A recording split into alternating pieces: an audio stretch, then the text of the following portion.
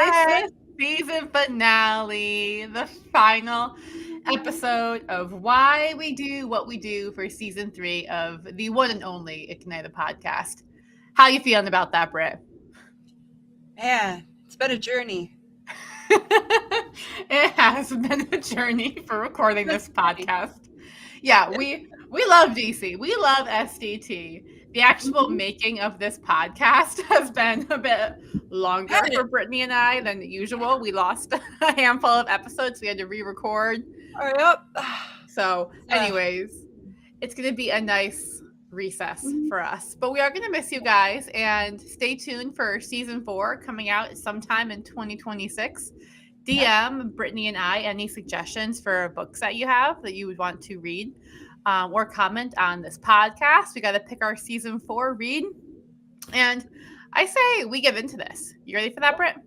Yeah. Okay. You got the honors of the first summary today. All right. Let me close out of the news. It's always a mistake to start the day watching the news. It's like, oh no, what a rough thing to have done to That a myself. long Okay. time ago.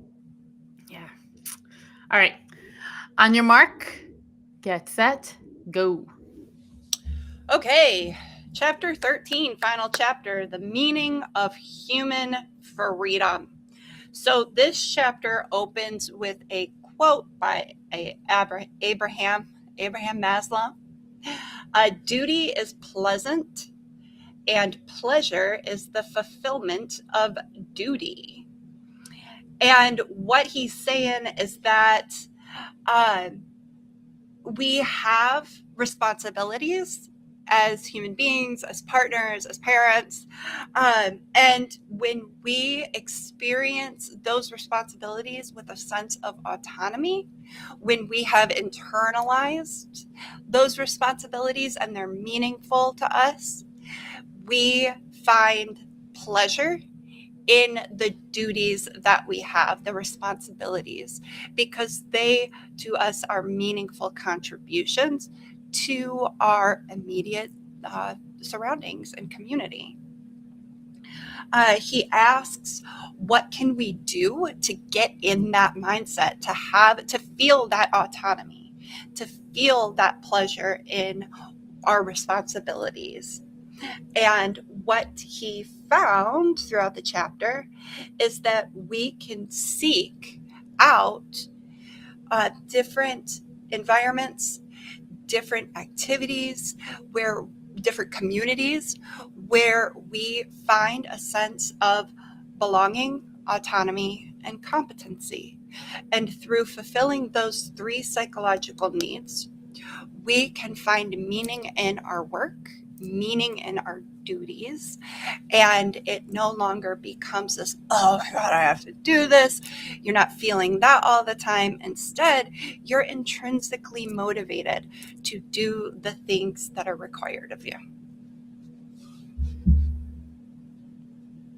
Brava! That was a beautiful summary. Thanks. That was off the hip too.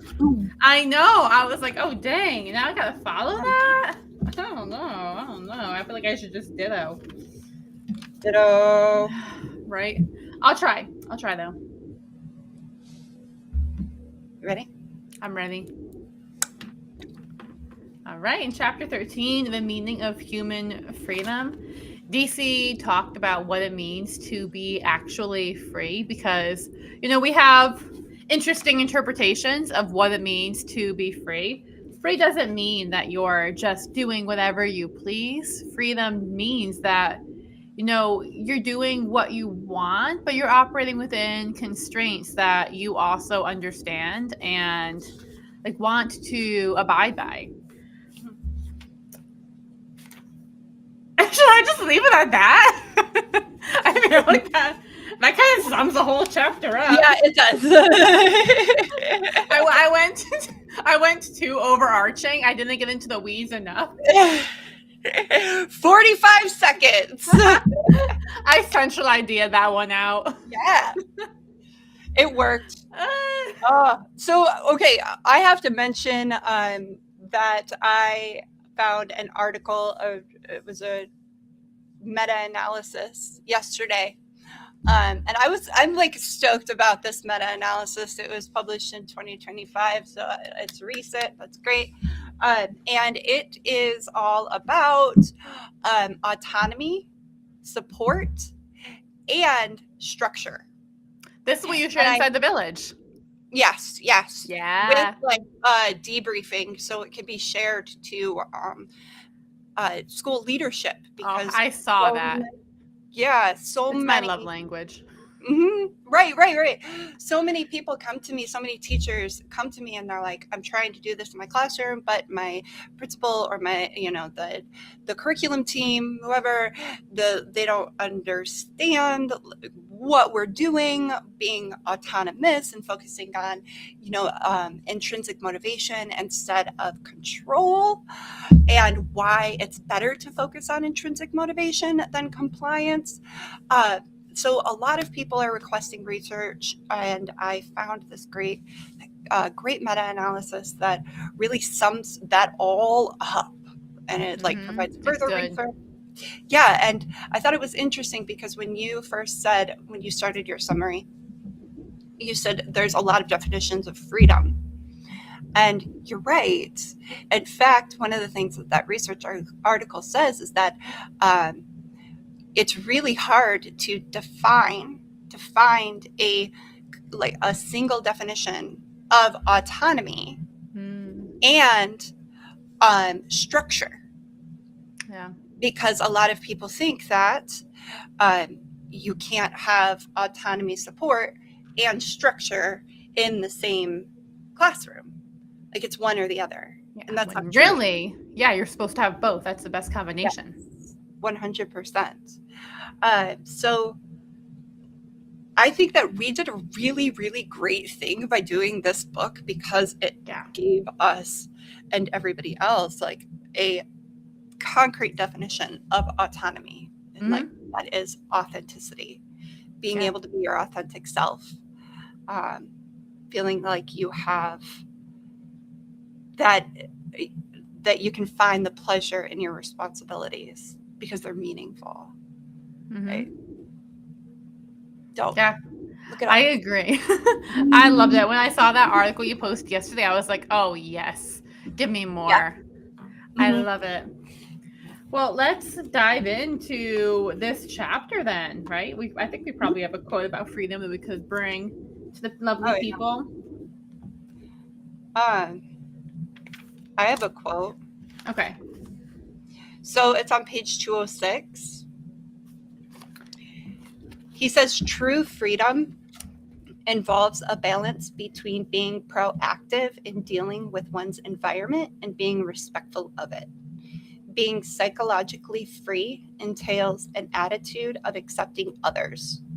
We are not ends in ourselves, but part of a larger system.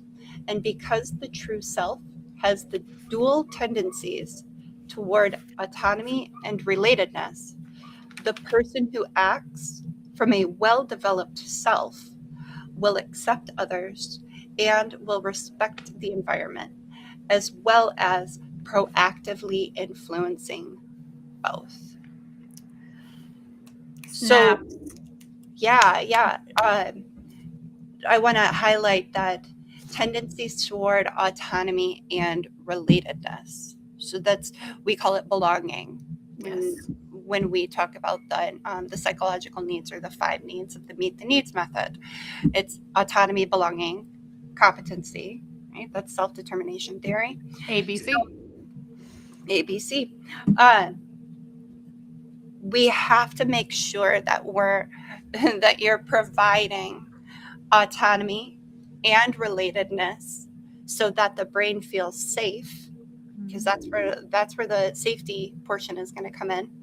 And then we're also making sure that we're supporting competency, which is like what that research article that I posted really talked about, was that if you have autonomy without the structure, the benefits seen or recorded from autonomy, they get smaller. Okay? So the benefits decrease. And the same thing goes for if you take just support and remove the autonomy.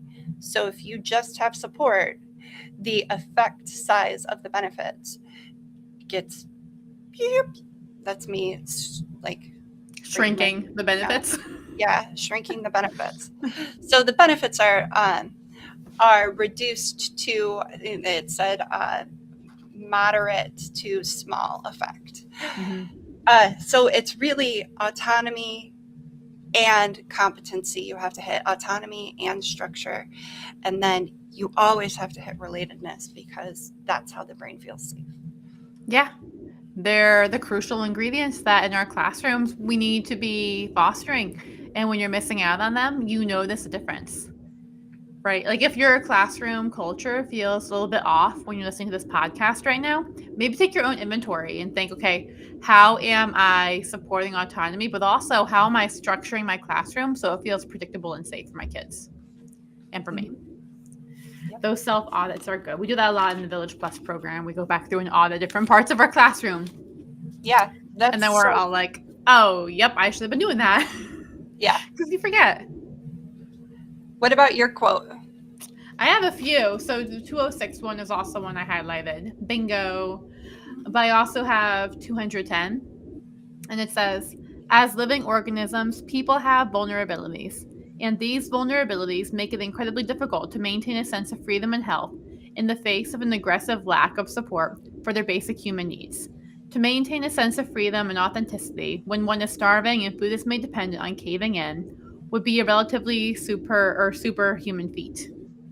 And I wanted to highlight that because I think sometimes we see, especially in the classrooms, that if we give freedom, it goes sideways.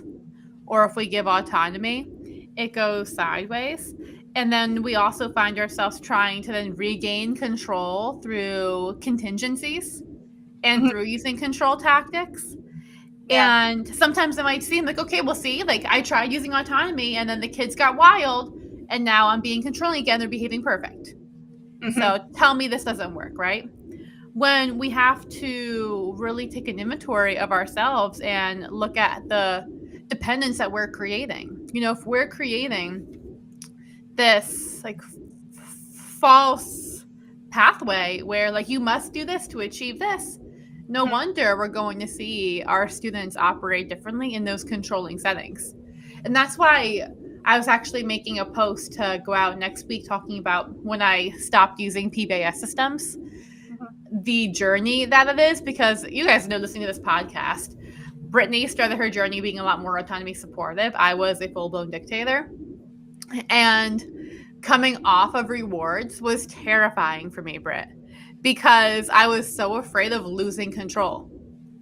And so the act of doing that, I was like, how are they going to listen? If I can't control them, how am I going to get anything done? And that was such the wrong question to ask. And thankfully, through that process, I was able to navigate it, and I was able to increase that autonomy. I was still very structured, so I think that helped. But the first month or two was so hard, and it was confusing for me and the kids, because they were like, what do you mean we just have to do this without getting a reward? And I'm like, I know, I feel weird about it too, but we're going to try. But then after that learning curve, so much better. You know, like people would remark on the difference that my classroom felt versus other places in the school. Because when you foster that autonomy and that belonging, it feels different for you and your kids. Feels safe. Yeah. And it's crazy how unsafe so many places in the school feel. Yeah. Oh, yeah. Yes. I read, I think it was last week, that there is an aspect of neurodivergence that, and anxiety, which anxiety is under the neurodivergence umbrella, but there is a state of being that can be considered just not rights, And it's when a situation, an environment just doesn't feel right and it dysregulates the system. An example for me is if I am experiencing a lot of stress, I will be very particular in where I work. It's got to be the right lighting. It's got to be the right atmosphere. This is your cafes. Yes. This is your cafe dilemma. Yes. And I will drive around. I have gotten myself into the situation where, like, I'll be studying for an exam and I can't find the right place to study, and I'm just driving around aimlessly, and then I end up driving home and, like, just cramming because it just didn't feel right. And it sounds very snowflakey, for lack of a better word, but to sensitive systems, it can be so dysregulating if the environment does not feel right, which really means the environment doesn't feel safe, because you've got safe and unsafe. That's how the brain processes things: safe and unsafe. So I don't know where I started with that, but I'm just going to bring it into, like, we're going to slide home and say safe is meeting all three needs: autonomy, belonging, and competency. Yes, no, exactly. This story, Brittany told me this. I feel like when we first met, I was like, go work at a cafe. And she was like, no, but hang on. Yeah. And then told me all about the cafe hopping saga that she goes on. Yeah, it's because I remember we were in, where were we? Were we in Cambridge? I think we were in Cambridge together, and we went to a cafe to work, and the table we were going to work at was, like, right next to the kitchen door, and I'm like, no, we cannot do this. Like, or like, it was just really loud, and I'm like, no, we cannot. The wrong vibes. It's got to be the right vibe. It's just not right. Yeah, I feel that. So that's what we're doing in the classroom, is, like, we're creating the just right, and providing the space for our kids to tell us when it's not right, like, because it's not going to be perfect for everybody.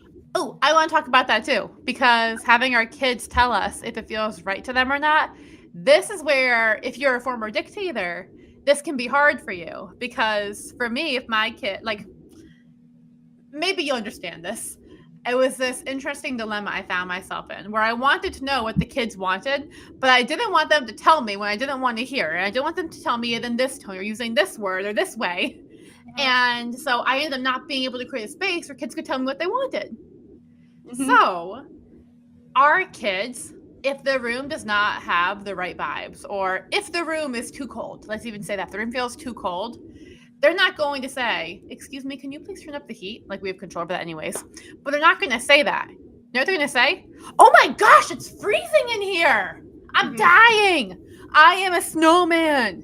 They're going to lean back in their chair and let out, like, a primal groan. Like, that's how they're going to communicate. Yeah, that's how they're going to communicate that.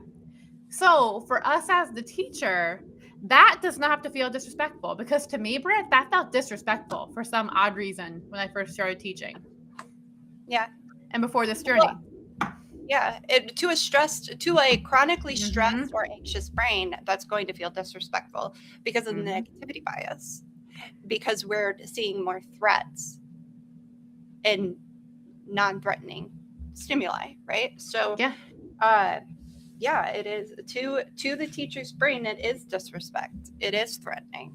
Yeah. That's what we've got to, and that's why it's just as important that teachers are meeting their needs along with their students' needs. And another thing that was brought up in the research or that meta-analysis, was that the teachers that were reporting they were autonomy supportive, also reported that they were meeting their own needs outside of school and Mhm. inside of school.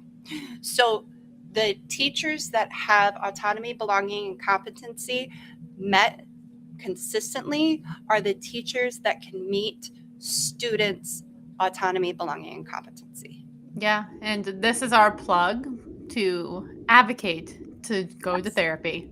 If you're a teacher, if you have not gone yet, go to Oh, for therapy. sure. Thank Yes. us later. Thank us in a year from now. Yes, absolutely. Everybody. Yeah, but to bring it back to what I was saying about getting students' input, if Mhm. you listen first, and then if they don't address it in the way that you want to, and this goes for a lot of things, especially when you teach the older kids, like they're not always going to communicate in the most pro-social way. But Yeah. hear the content, make changes first, and then you can address their delivery afterwards and be like, hey, you might want to try this. Yeah. They don't have to be mutually exclusive. Right. It's not worth your energy. If they're like huffing and puffing because the environment is off for whatever reason, if you address their tone, they're just going to escalate because they're already dysregulated. They don't even Yeah. notice their tone.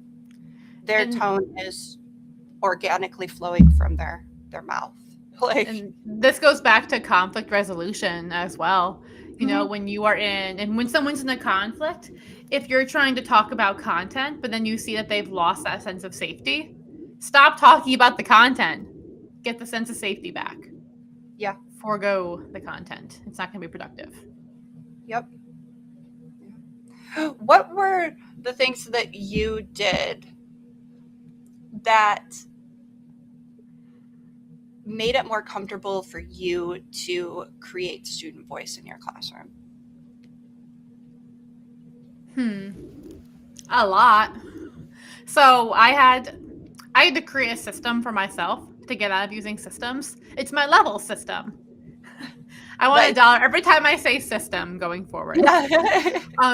But so for this system, what it is a classroom management system that gets you out of needing classroom management systems.